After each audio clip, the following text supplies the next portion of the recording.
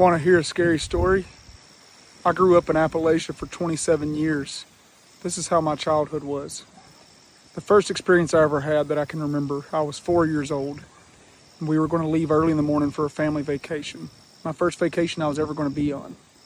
Now, we lived out in the middle of absolute nowhere in Jackson County, Tennessee, at the base of the Appalachian Mountains.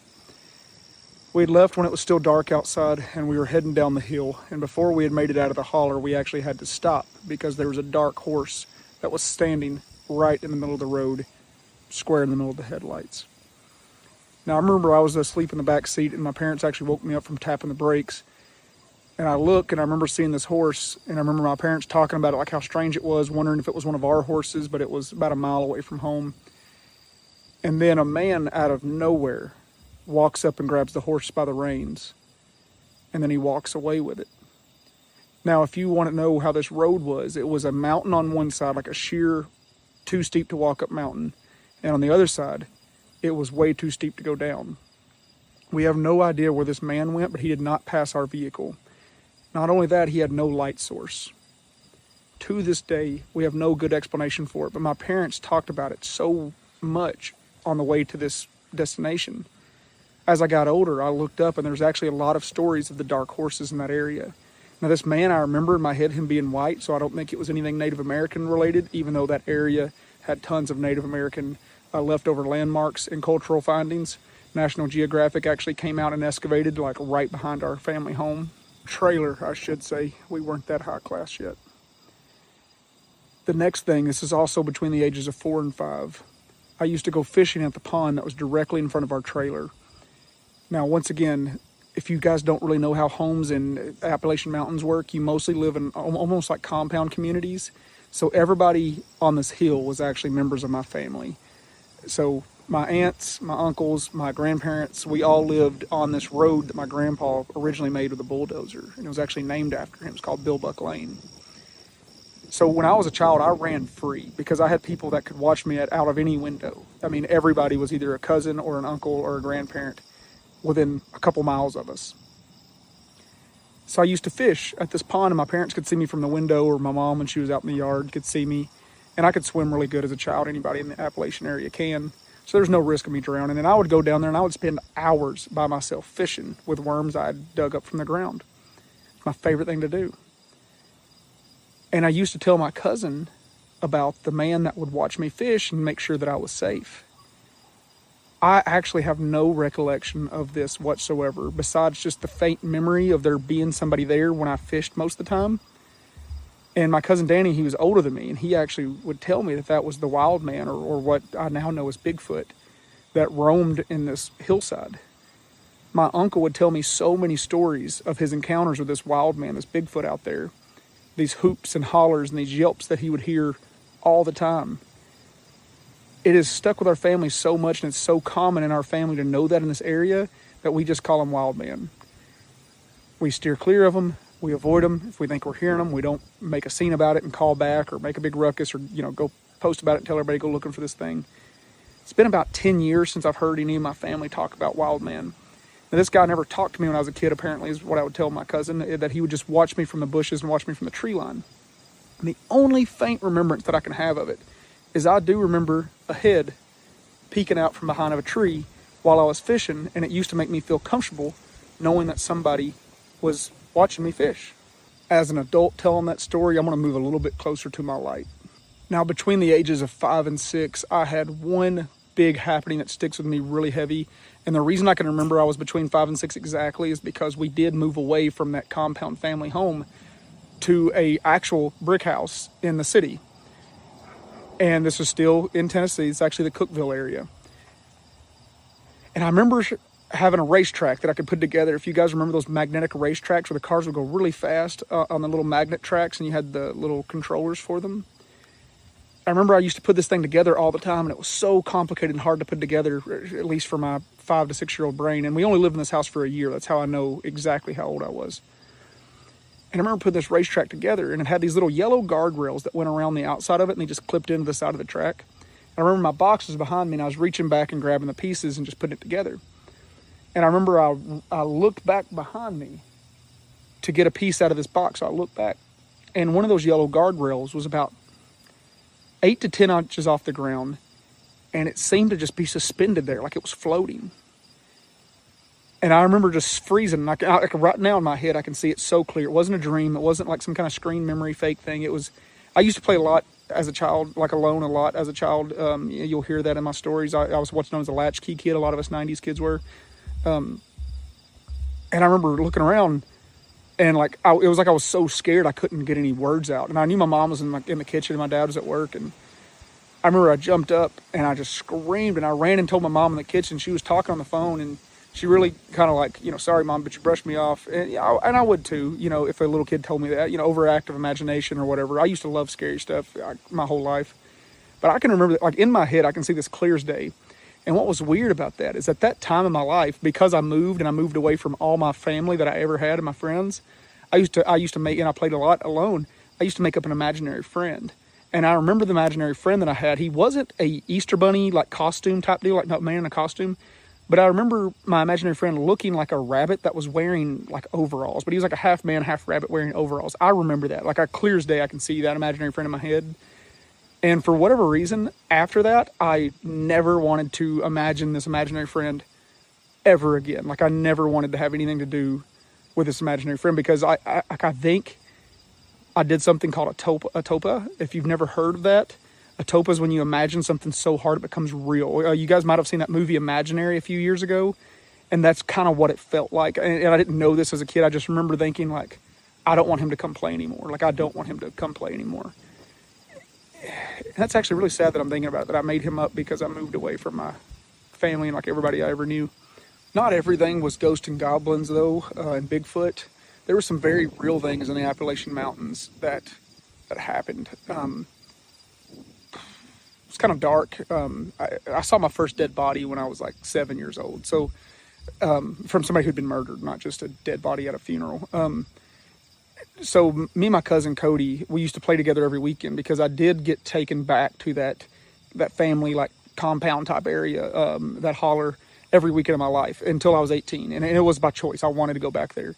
And so I would stay with my grandparents on Friday night, and I wouldn't come back until like Sunday afternoon. And those are those are my best memories of my entire life, is growing up in the hills of Jackson County, Tennessee, surrounded by my cousins and my family.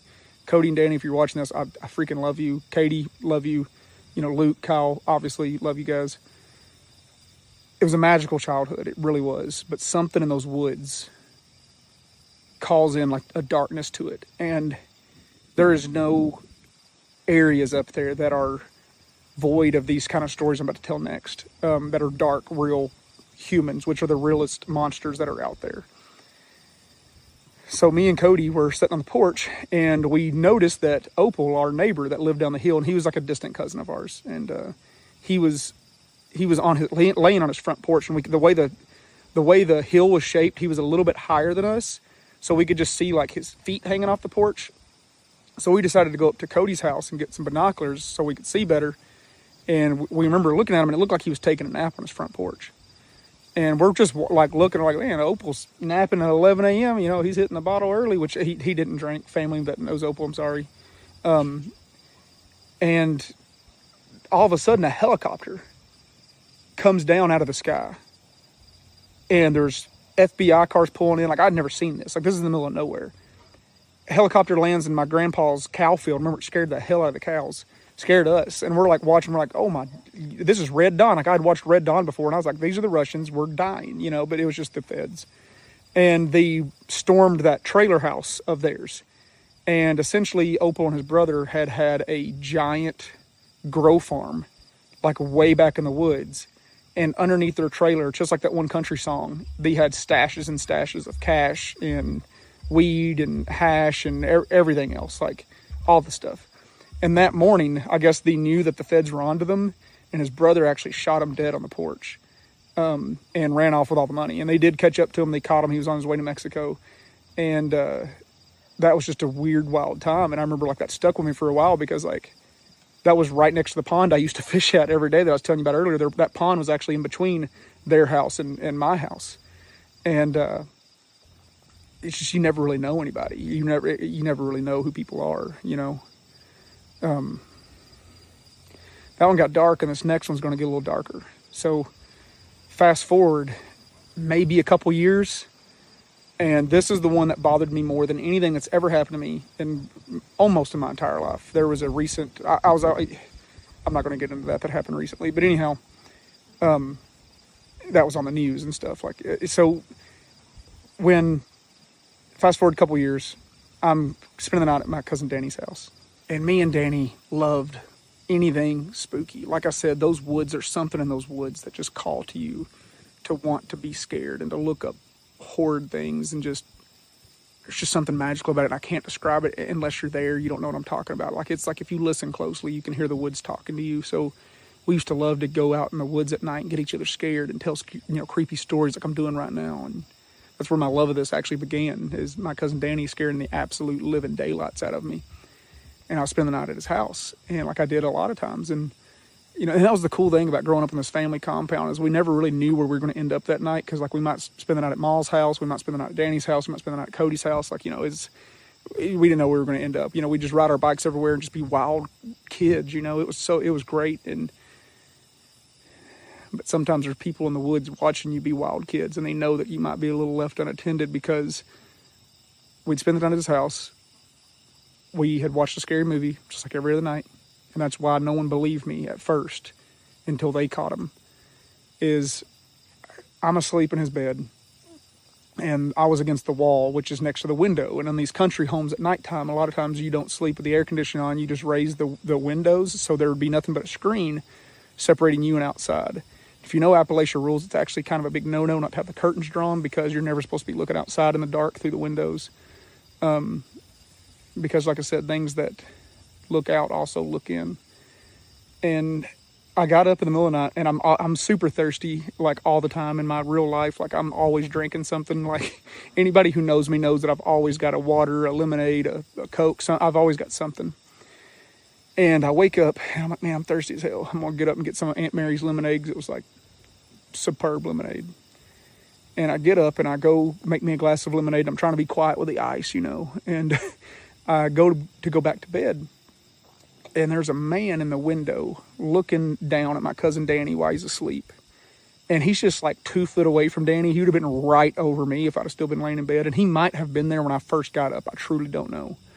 I doubt it, because I feel like he'd have ran, because he ran after I screamed bloody murder. Like, I just, and I'm just screaming. The dogs are going nuts outside, and my Uncle Donnie and my Aunt Mary, they wake up. Of course, Danny wakes up, and this dude just books it. And I remember he had like this long, shaggy hair. The way I could describe him is, if you've seen that old Dennis the Menace movie in the 90s, the guy who plays like from Back in the Future, the kidnapper in that movie, the long brown hair. But this hair was white, but it was like that long, shaggy hair, and that's kind of how this guy looked. It's just like an old, kind of like the wild man I told you about earlier, but this was definitely a human. Like, this was definitely a person, like wearing clothes and stuff. And he ran into the woods. And I remember my Uncle Donnie's like, what? My Uncle Donnie's a really big guy.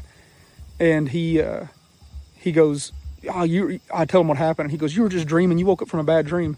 But I'm standing there with a cup of lemonade with like ice, and like, I was like, no, I don't think I was asleep, and sleepwalked and made this lemonade and everything else. And then once they realized, like, oh, you weren't in bed when this happened, like you were up walking around, and like, then you saw it.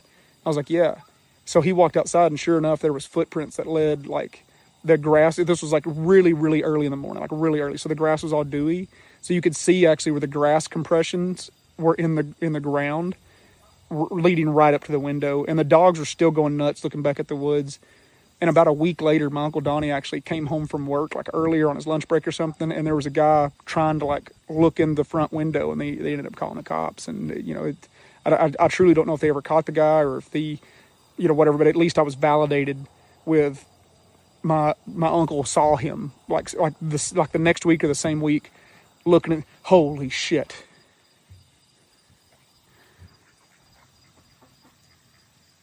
When you're not expecting to see an emu and you're telling a scary story.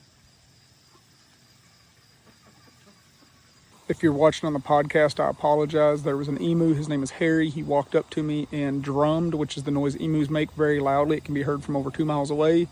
It's actually not physically very loud. It's a deep vibration that you can feel over 2 miles away.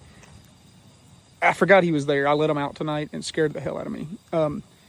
Anyhow, The next story I'm going to tell is actually one of our most famous stories on the channel, with millions of views, and it's the story of playing hide and go seek in the dark in Appalachia.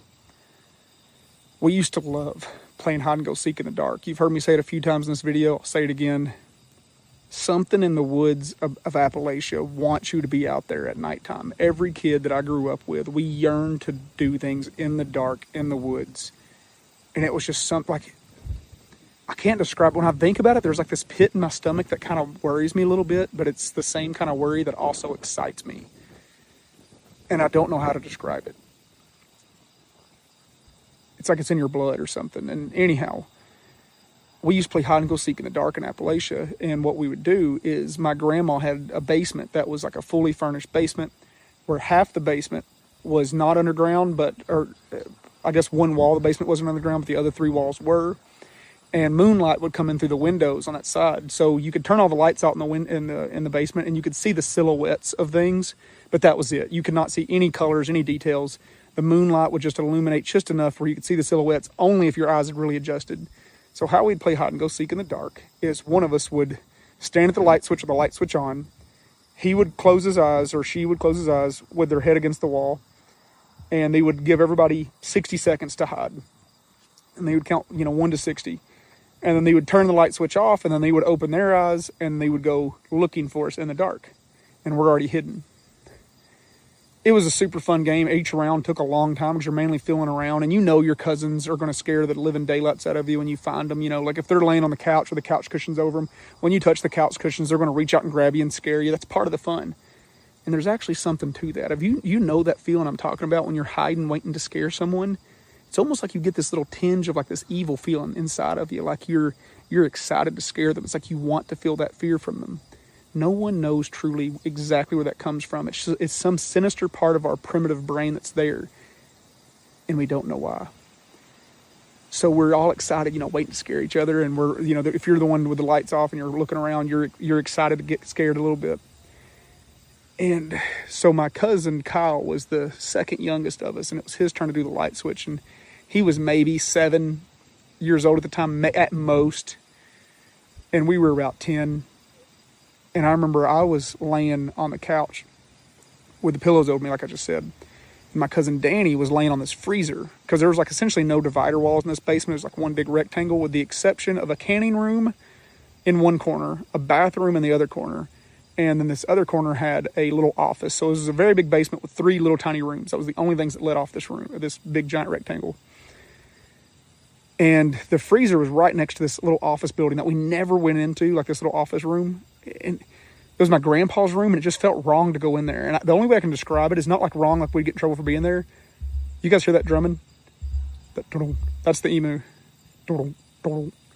So it just felt like if you were in there, something was like in there with you. Like there was this overwhelming, powerful feeling when you were in this room that just felt wrong. Like I'm thinking about being in that room right now, and just thinking about being in that room feels wrong. It almost feels like somebody's looking at me as I'm thinking about being in that room, as I'm visualizing it.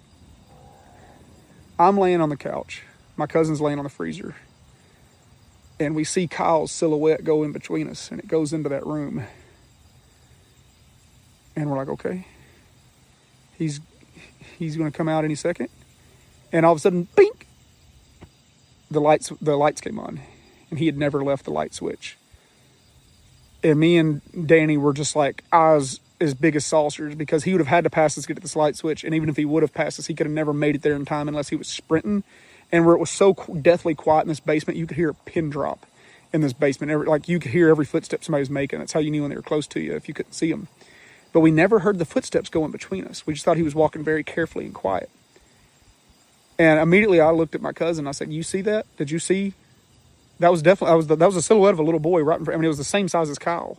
But Kyle never left the light switch. He was too scared. So what he did is when he counted to 60, he turned the lights off and then just stood next to the light switch, terrified to move, and just waited for what he felt like was an okay amount of time, and then turned the lights back on, and then act like he played. And then his cousin Cody even verified. His cousin Cody was like, "I saw you the whole time. You never left the light switch, dude. Like you never left. Like you little chicken shit. You never left." And then we were like, "Are you sure, Cody, he never left?" And Cody's like, "Yeah, where I was hiding at, I was by the canning room, and I could see the light switch, and I could see his silhouette there the whole time. He never left that light switch." Me and Danny both pale as a ghost. And like Danny's a tan guy, and we're both pale as a ghost.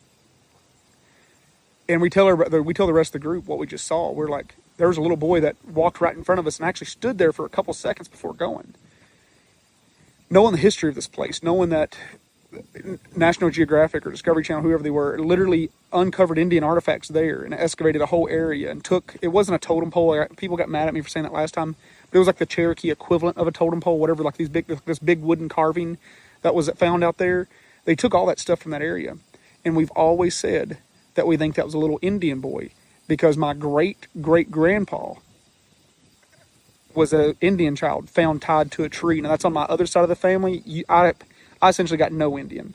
My other side of the family, they all have a lot of Native American to them. You can tell it when you're looking at them. Me, I got every colonizer gene there ever was from my dad's side of the family. But my great-great-grandpa, they had to name him Carson. They don't even know how old he was. And he was found tied to a tree with a bunch of other little Native American boys, and they had already died from starvation.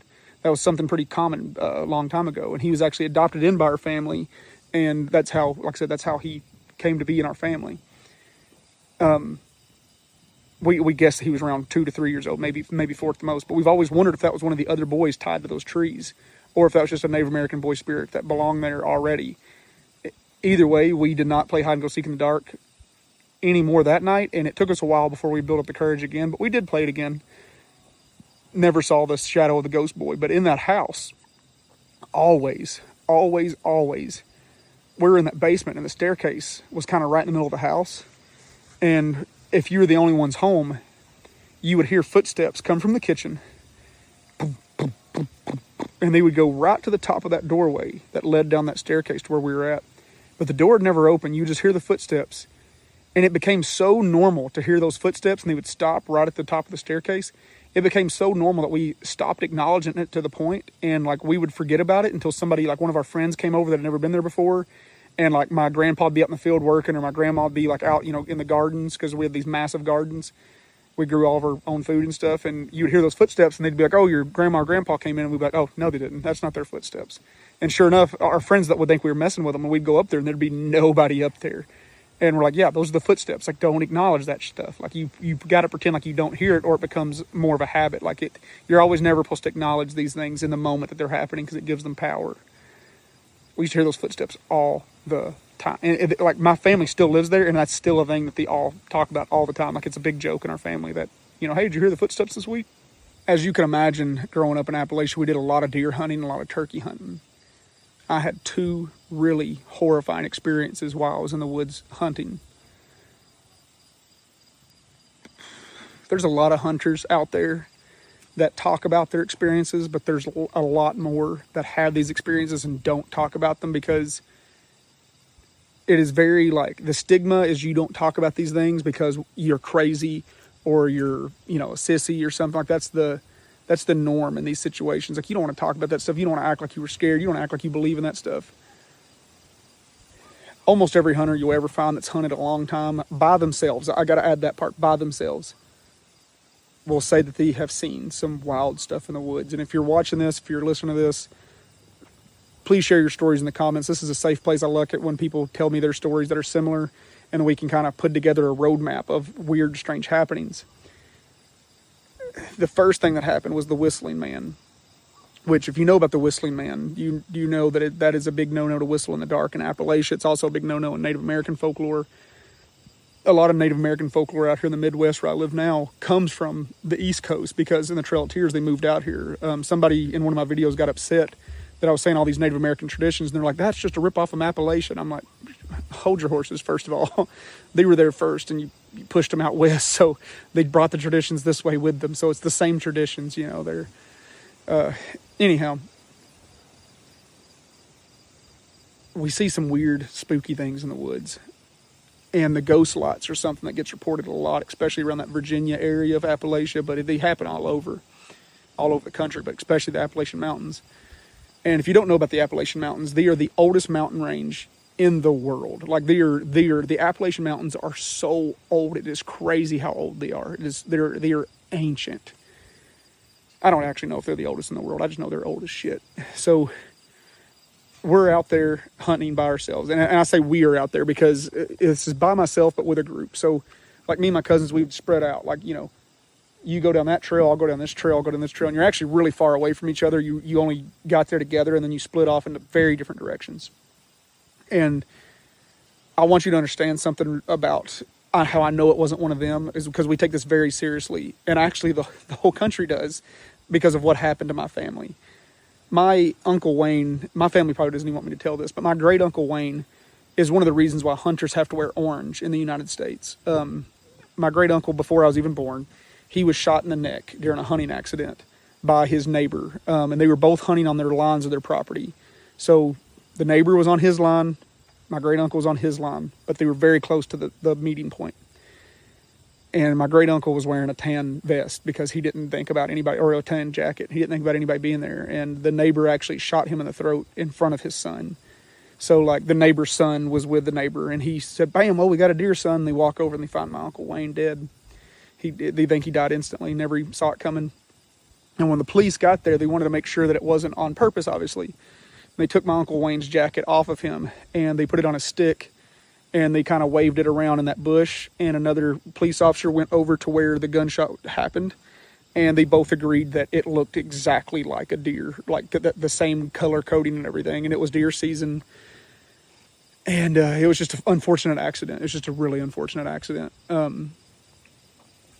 Really sad. So my family takes that extremely serious, especially my grandmother, which is his sister, takes it very seriously. So we know we don't go anywhere near where the other one of us are hunting at, like nowhere near it. And we always communicate very heavily where we're going to be at hunting. So I'm on the very left trail of this. It's everybody's favorite split. We rotate who gets to have this ridge because it is the most successful hunting ridge out there. And further down the trail, and this is how I know it couldn't have been one of them, because further down the trail, somebody would have had to pass me to even get to this point. I haven't even made it to my tree stand yet, and I see a light turn on, and it looked just like somebody turning on a flashlight. But it didn't have like a beam going through the woods. It was almost like if somebody would have the flashlight pointing straight at me, but from 200 yards away, because out there in total darkness, you can see the smallest, faintest light from forever away. Like, so 200-300 yards away, it looked like somebody had a flashlight directly pointed towards me. So I remember I was a few feet away from my tree stand, and I remember I didn't take my eyes off that spot. Like, even while I'm climbing the tree stand, I'm keeping my eyes on that point, because the light came on just for a few seconds, then went back off. And the sun had not came up yet. It was about 30 to 45 minutes from coming up. And I literally did not take my eyes away from that spot because I was so freaked out and I was so afraid to move and come back down, because I was a good walk away from where we had met up at. Like, I'd walked a long ways to get here. So I was essentially by myself, and there's like no cell phone service out here once you're there. It's another reason why we don't move once we're in our tree stands, is because there's not cell phone service to communicate with each other about this. And I know at the end of this ridge, it is sheer cliffs. There's no way to come up from the other side. So I'm thinking, the only thing in my head I'm thinking is there's a trespasser that got out here before I did. So as the sun comes up, I can see that spot, but there's a lot of brush, there's a lot of trees in the way. This time of year, all the leaves are off of them. And I'm watching that spot. And the sun comes up, and where that light had came from, it would have been physically impossible. And that's what I was afraid of, like, this whole time. Because where this light came from, it is just cliffs. I mean, just, you would have fallen 100 feet plus on rocks. And if you know anything about ghost lights, they do one of two things. They lead you to a great discovery where you might find somebody that's dead and report it. There's so many true crime cases where people said, "Oh, I just came across this body because there was a light that guided me there. I saw a light and I wondered who it was and found this dead body, or I found these remains, or I found these belongings." But the other story of ghost lights is, if you follow them, they can lead you to great misfortune. And if I would have followed that ghost light, I would have fallen off those cliffs in the dark, because I could not see. It was so dark. So if I would have went to investigate, I could have quite literally fallen to my death, or fallen and got injured and not be able to call someone for help. I always think about, like, to this day, I think about what made that light, why did it make that light, and what would have happened if I would have followed it. Because if you know about the Fey lights, I'm not even supposed to talk about that in the dark. They can take you to a different dimension through portals. and I'm not going to get into that right now because I've had a very chilling experience on this property with that, and I don't want to discuss it. I wish I wouldn't have even said what I said a second ago. This has been a fun night talking to y'all. I'm going to do one more story, and then I'm going to bounce for the night. I've done a full deep dive like this before of what's happened to me since I've lived in Oklahoma. But the last story for my Tennessee homes is we moved to another new house. So we lived in 4 homes when I lived in Tennessee, when I was a child anyhow, not when I got older. And this home, we got it for a great deal because the previous owner hung himself in the backyard at a storage shed. You've heard me tell this story too. So he had a storage shed out there that set about, I guess the peak of the ceiling would have been about 10 feet off the ground, maybe 9 foot. And it had a little support post that came off the front of it, which I think was to hang deer, to clean and dress deer. Well, he hung himself from it. And when we moved in, we got rid of that storage shed, but you could see the perfect square outline because the foundation of it was still on the ground. So you knew exactly where it was. My dogs, and this is how I know animals can see things we can't see. My dogs used to go to that exact front of that square foundation, exactly where he would have been. They would show their teeth and they would stand their hair up and they would squat down on their hind legs and look up, like, I mean, exactly where he would have been hanging. And it's not like I could tell the dogs about this and they would know to be scared of that spot. And they would just growl and carry on, and they would do this about once every other week. And it would take them about a full minute or two to get over it. I mean, and a minute or two is a long time to see your dog just stand there and go and just be fighting mad. And these dogs were the calmest dogs in the world. They were golden retrievers.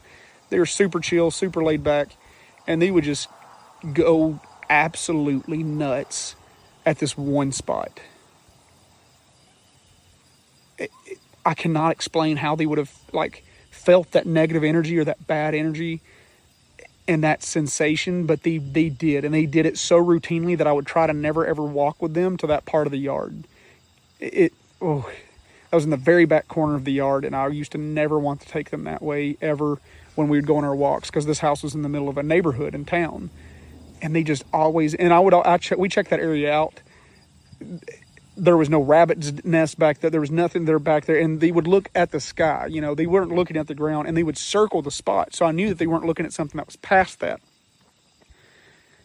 When we first moved into that house, we painted and redid the whole house. And they always say spirits hate it when you change things, especially because it's taking away their memory, I guess, or you're messing with their belongings. And I remember the first night we moved there, we painted in the house, and there was we were all in the kitchen, just exhausted, talking about, moving everything in and painting and all this stuff. And there was just this tremendous bang on the inner wall of the house, like the central wall of the house, because we all agreed it came from right next to us. And it was such a loud bang, it actually shook the table. It was so loud, my mom and my grandmother, who was there helping, actually thought somebody ran into the side of the house with a vehicle. Like, they thought somebody had came up off the road and drove into the house. Like, that is how tremendous of a explosion this was. We searched that whole house over for something that might have fallen over in the move, for a big picture to have fallen off the wall, and nothing was disturbed. Everything looked like it should be, because the house was pretty much empty at this point, because we were really just painting the walls and stuff at this point. There wasn't even that much of our stuff in there besides some beds. Super, super weird. I hope you guys enjoyed this story. If you want me to finish out these stories of going into my teenager years in my young adult life, I've got so many more. Little tidbit here, my uncle always thought it was me that was haunted. Growing up, my uncle used to always joke that he would never want to babysit me or watch me because he always got creeped out from just a feeling that he would get when I was there. And I never knew what to do there, because I heard him say that as a kid, and I didn't know what to do with that, or it's just a little tidbit to throw in there. I hope you really enjoyed this. If you're watching this on Facebook or TikTok, go support our YouTube and our podcast that we just started. It's called Matt, M-A-T-T, from Nomads. Matt from Nomads on all Spotify, Apple Podcast, YouTube. We'd love to have you over there. If you're listening on the podcast, thank you for being a real champ, a real hero. Follow our YouTube, our Facebook and our TikTok. It's called Nomads Animal Encounter. I hope you enjoyed tonight's story.